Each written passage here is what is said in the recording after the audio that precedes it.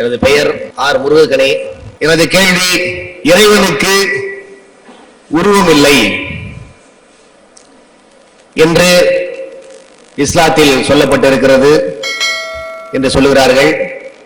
ஆனால் முஸ்லிம்கள் ஆண்கள் தாடி விட்டுக் கொள்வதும் தொப்பி தலையிலே போட்டுக் கொள்வதும் பெண்கள் குர்தா அணிந்து கொள்வதும் அவர்களை முஸ்லிம்கள் என்று ஒரு அடையாளம் காட்டுகிறது.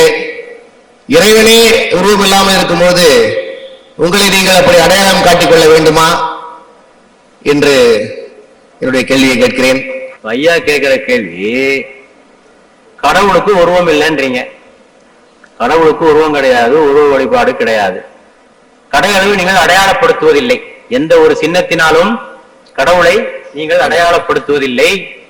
ஆனா உங்களை மட்டும் அடையாளப்படுத்திக் கொள்கிறீர்களே. தாடி, தொப்பி, புர்கா என்று போட்டு அடையாளப்படுத்திக் கொள்கிறீர்களே. கடவுளுக்கு ஒரு நீதி, உங்களுக்கு ஒரு நீதியா அப்படின்னு கேட்கிறார். கேட்கிறாங்க.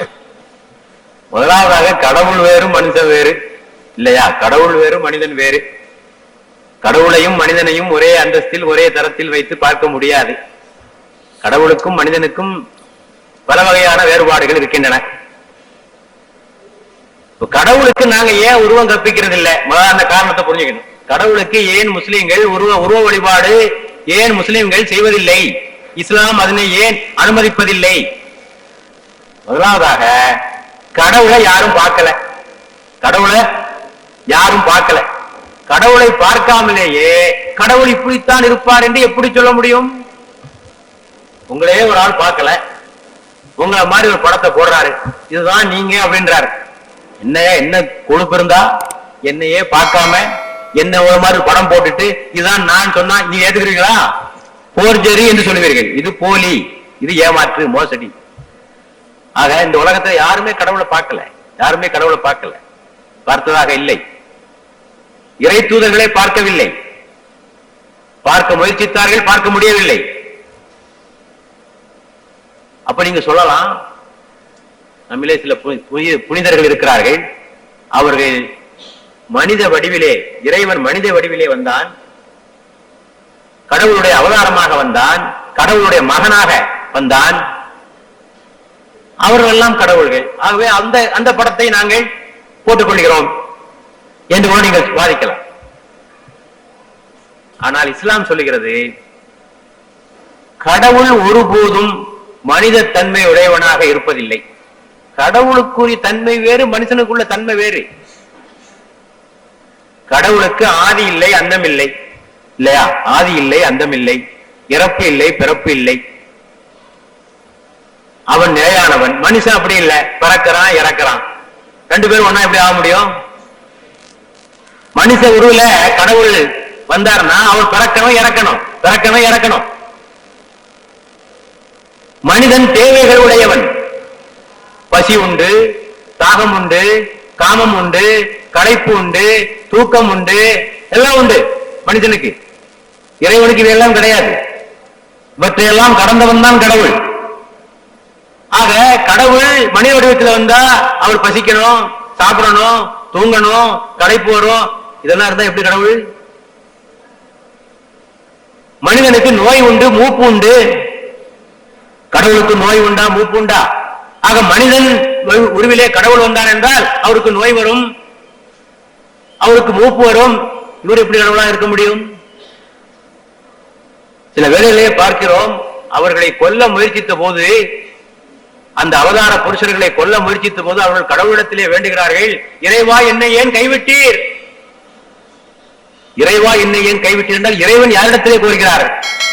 இறைவன் யாரிடத்திலே கோருகிறார் என்னை ஏன் கைவிட்டீர் என்று?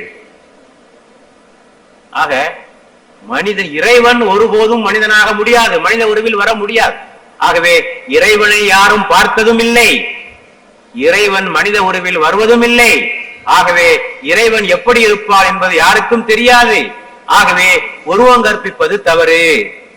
முடிஞ்சு போச்சா? இது முதல் பகுதி.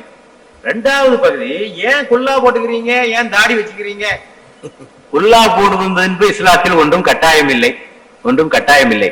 இந்த கூட்டத்திலே பாருங்க, குல்லா போட்ட முஸ்லீம்கள் இருக்காங்க, குல்லா போடாத முஸ்லீம்கள் இருக்காங்க, 2 பேர் இருக்காங்க. எல்லாரும் போடல. அது முஸ்லீமுடைய அடையாளம் என்றால் எல்லா முஸ்லீம்களும் போட்டிருக்கணும், போடல. பள்ளிவாசலுக்கு போகிற போது தொப்பி போடுவார்கள், பள்ளிவாசலை விட்டு வெளியே வந்தால் தொப்பி எடுத்து விடுவார்கள். இது இருக்கா இல்லையா பாக்குறீங்க? ஆனா முஸ்லிமுடைய அடையாளம் தான் தொப்பி என்றால் எல்லா நிலைகளிலும் தொப்பி போட்டிருப்பார்கள் இல்ல. சில ஊர்களிலே தொப்பி போடுகிற பழக்கம் உண்டு, சில ஊர்களிலே தொப்பி போடுகிற பழக்கம் கிடையாது. அரபு நாடுகளுக்கு போனீங்கன்னா தொப்பியே கிடையாது. இஸ்லாம் முதலாவது அங்கதான் வந்தது, அந்த நாடுகளில் தொப்பி கிடையாது. இந்தியாவிலே முதலாவதாக இஸ்லாம் வந்தது கேரளம். கேரளத்திலே தொப்பி போடுகிற பழக்கம் மிக குறைவு. ஆக அது இஸ்லாமிய கடமையாக இருந்தால் எல்லா முஸ்லிம்களும் எல்லா நேரங்களிலும் வைத்திருப்பார்கள். எப்படி ஒரு சீக்கியர் எல்லா நேரங்களிலும் தர்பனை வைத்துக் கொண்டிருக்கிறாரோ, தலைப்பாகையும் தாடியும் மடிக்காமல் இருக்கிறாரோ, அதை போன்று எல்லா முஸ்லிம்களும் செய்திருப்பார்கள். ஆக தொப்பி ஒன்றும் கட்டாயம் அல்ல.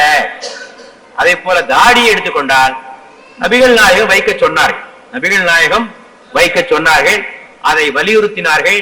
அது ஒரு கடமை என்று சொன்னார்கள். அந்த அளவில் வைத்துக் கொள்கிறோம். அதிலும் கூட வைப்பவர்களும் உண்டு, வைக்காதவர்களும் உண்டு. பர்தா என்பது அடையாளத்திற்காக வைக்கப்பட்டதல்ல, முஸ்லிம் என்று அடையாளம் காட்டிக் கொள்வதற்காக வைக்கப்பட்ட உடை அல்ல இது. பெண்களுடைய மானத்தை மறைப்பதற்காக வைக்கப்பட்ட மான பாதுகாப்பு கவசம். ஆண்களுடைய உள்ளத்திலே சலனத்தையும் சபலத்தையும் தூண்டாமல் இருப்பதற்காக பெண்களுடைய உறுப்புகளை மறைக்க வேண்டும். இயற்கையில் ஆண்களை விட பெண்கள் கவர்ச்சிகரமாக படைக்கப்பட்டிருக்கின்ற காரணத்தினால் அவர்களுக்கு பாதுகாப்பு அளிப்பதற்காக செய்யப்பட்ட ஏற்பாடு. சமீபத்திலே நோபல் பரிசு வாங்கிய பெண்மணி தவக்குல் கர்மான், யமன் நாட்டை சேர்ந்தவர். அவர் பர்தானில் தான் இருப்பார். யமன் நாட்டிலே அந்த கொடுங்கார மன்னன் சாலிஹுக்கு எதிராக அவர் குரல் கொடுத்ததற்காக 3 குழந்தைகளை பெற்ற அந்த அம்மையார் தொடர்ந்து போராட்டம் நடத்தியதற்காக, அநீதிக்கு எதிராக குரல் கொடுத்ததற்காக இந்த ஆண்டு அமைதிக்கான பரிசு 3 பெண்களோடு சேர்த்து அவருக்கும் வழங்கப்பட்டிருக்கிறது. அவரிடத்திலே ஒரு கேள்வி கேட்கப்பட்டது, இவ்வளவு நோபல் பரிசே வாங்கிட்டீங்க, புர்கா போட்டுட்டு இருக்கீங்களே, இது நல்லா இருக்கா, இது முன்னேற்றத்திற்கு தடை இல்லையா என்று கேட்டபோது அந்த அம்மையார் சொல்லிய பதில் என்ன தெரியுமா? ஆரம்ப காலத்தில் மனிதன் ஆடை இல்லாமல் இருந்தான், நாகரிகம் இல்லாத மனிதன் ஆடை இல்லாமல் இருந்தான். நாகரிகம் வளர வளர கொஞ்சம் கொஞ்சமாக ஆடை அணிய ஆரம்பித்தான். ஆக ஆடை என்பது நாகரிகத்தின் அடையாளம். யார் உடை அணிந்து கொள்கிறார்களோ அவர்கள் நாகரிகவாதிகள், யார் ஆடை குறைப்பு செய்கிறார்களோ அவர்கள் நாகரிகம் இல்லாதவர்கள். ஆக ஒரு பெண் தன்னுடைய மானத்தை பாதுகாப்பதற்காக ஆடை அணிந்து கொள்கிறாள், மூடிக்கொள்கிறாள். அது கருப்பாதான் இருக்குன்னு அவசியம் இல்லை, வெள்ளையாவும் இருக்கலாம், எந்த கலராவும் இருக்கலாம். இது மாதிரிதான் இருக்குன்னு அவசியம் இல்லை. இறுக்கமான உடையை அணியக்கூடாது, மெல்லிதான உடையை டிரான்ஸ்பரண்ட் உடையை அணியக்கூடாது, முகத்தையும் கரங்களையும் தவிர மற்ற பாகங்களை மூடி இருக்க வேண்டும். இதுதான் விதி, அவ்வளவுதான். எப்படி நம்ம ஆண்கள் ஆடை அணிஞ்சிருக்கிறோமோ அது மாதிரி ஆண்களை பாருங்க எப்படி அணிஞ்சிருக்கோம், எல்லாம் மூடி இருக்கோம். மூடி இருக்கோமா இல்லையா? எல்லாம் மூடி இருக்கோம். அது மாதிரிதான் பொம்பளையில மூட சொல்லியிருக்கோம். நாம என்ன செஞ்சிருக்கோம், ஆண்கள் எல்லாத்தையும் மூடிக்கிறோம், பொம்பளையில தொடக்க வச்சிருக்கோம். ஆணும் பெண்ணும் சமம், 2 பேரும் ஒரே மாதிரி மூடணும் இல்ல. பெண்கள் இங்கே வரை காட்டுகிறார்கள், துப்புடை காட்டுகிறார்கள், வயிறை காட்டுகிறார்கள். எந்த ஆம்பளையா துப்புடை காட்டுறானா? எந்த ஆம்பளையா வயிற்ற காட்டுறானா? எந்த ஆம்பளையா முதுகை காட்டுறானா? இல்லையே. அது என்ன, ஆண்கள் மட்டும் காட்ட மாட்டார்கள், பெண்கள் மட்டும் காட்டுவது என்றால் பெண்களை கவர்ச்சி பொருளாக ஆக்குகிறோம். அது பெண்களுக்கு செய்கிற அவமரியாதை, அவமானம். ஆகவே அது மான பாதுகாப்பு ஏற்பாடே தவிர அது தனித்தன்மையை காட்டுவதற்காக அல்ல. ஆக தொப்பியோ தாடியோ ஒரு முஸ்லிமுடைய அடையாளம் அல்ல. முஸ்லிம் என்றால் யார்? முஸ்லிம் என்ற வார்த்தைக்கு என்ன அர்த்தம் தெரியுமா? இஸ்லாம் என்றால் அமைதி என்று பொருள், இஸ்லாம் என்றால் கட்டுப்படுதல் என்று பொருள், இறைவனுக்கு கட்டுப்படுதல் என்று பொருள். முஸ்லிம் என்றால் அமைதி தருபவன் என்று பொருள், முஸ்லிம் என்றால் இறைவனுக்கு கட்டுப்பட்டவன் என்று பொருள்.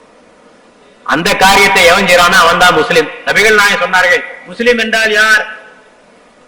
தனது கரத்தாலும் தனது நாவாலும் பிறருக்கு தீங்கிழைக்காதிருப்பவன் முஸ்லிம்.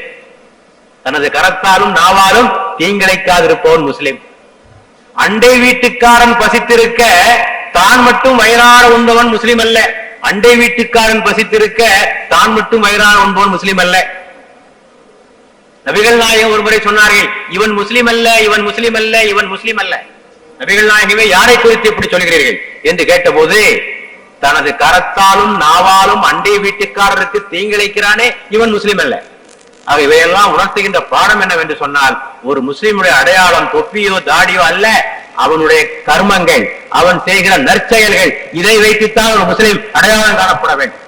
ஆகவே ஐயா அவர்களுக்கு நான் சொல்லிக் கொள்வது, கடவுளுக்கு உருவம் இல்லை என்று சொல்வது, கடவுளை யாரும் பார்க்காத காரணத்தினாலும், கடவுள் மனித உருவில் வர முடியாது என்ற காரணத்தினாலும் இறைவனுக்கு நாங்கள் உருவம் கற்பிப்பதில்லை. எங்களை அடையாளப்படுத்திக் கொள்வது இந்த உடைகளோ இவையோ அல்ல, நாங்கள் செய்கின்ற நற்செயல்களும் நற்கர்மங்களும் தான் ஒரு முஸ்லிமை அடையாளப்படுத்துகின்றன என்பதனை ஐயா அவர்களுக்கு நான் சொல்லிக் கொள்வது. நன்றி ஐயா.